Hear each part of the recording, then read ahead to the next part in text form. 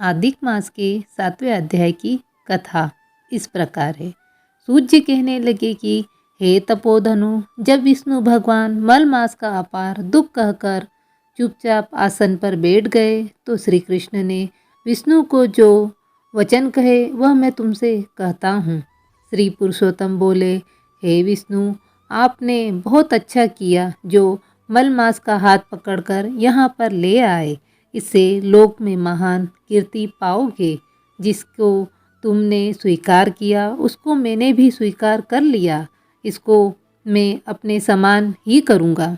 गुण, कीर्ति, अनुभव, छंदो, ऐश्वर्य, पराक्रम, भक्तों को वरदान मेरे समान सभी गुण इसमें होंगे। जैसे मैं लोक में प्रसिद्ध हूँ वैसे ही यह भी पुरुषोत्तम नाम से विख्यात होगा। जो गुण मुझ में है वही मैंने इसको दिए। हे जनार्दन, तुम्हारी प्रसन्नता के लिए मैंने अपने सभी गुण इसको दे दिए और मैं ही इसका स्वामी हूँ। यह पुरुषोत्तम नाम से जगत प्रसिद्ध होगा और मेरे समान होकर सब मासों का स्वामी होगा।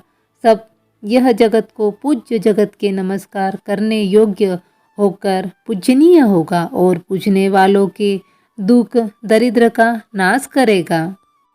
सब मास इच्छा वाले मैंने इसको इच्छा रहित किया।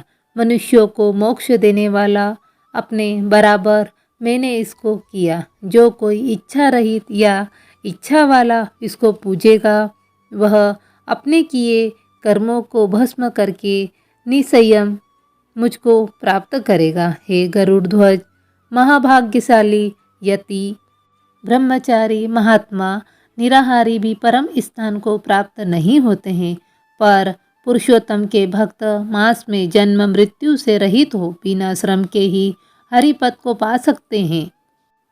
सब साधनों में श्रेष्ठ, सब काम तथा अर्थ देने वाला यह पुरुषोत्तम मास सेवन योग्य है।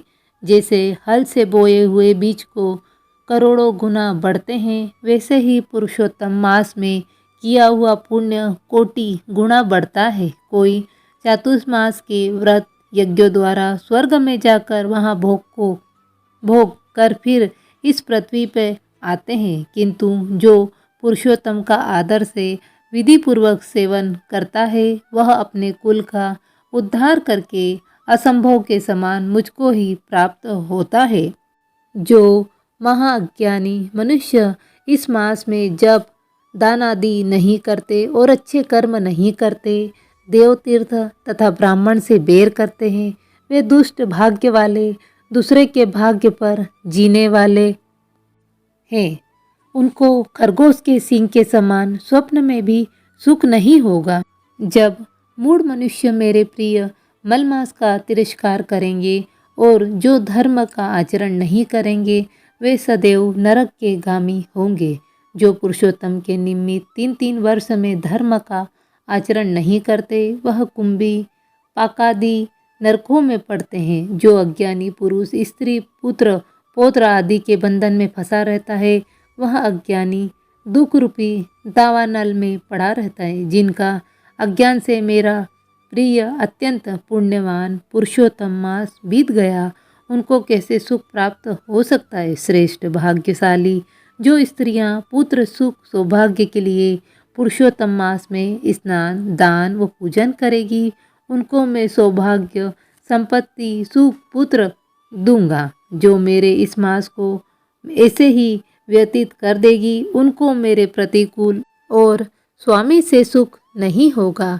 भाई पुत्र तथा धन का सुख तो उनको स्वप्न में भी प्राप्त नहीं होगा। अतः सब मनुष्यों को मेरे इस मास में स्नान पूजा जप आदि विशेष करके अपनी शक्ति के अनुसार दान करना चाहिए, जिससे भक्ति और श्रद्धा से पुरुषोत्तम मास में मेरी पूजा की वह धन तथा पुत्र का सुख भोग कर अंत में मेरे गोलोक में वास करेगा। मेरी आज्ञा से सभी मनुष्य मलमास को पूजेंगे।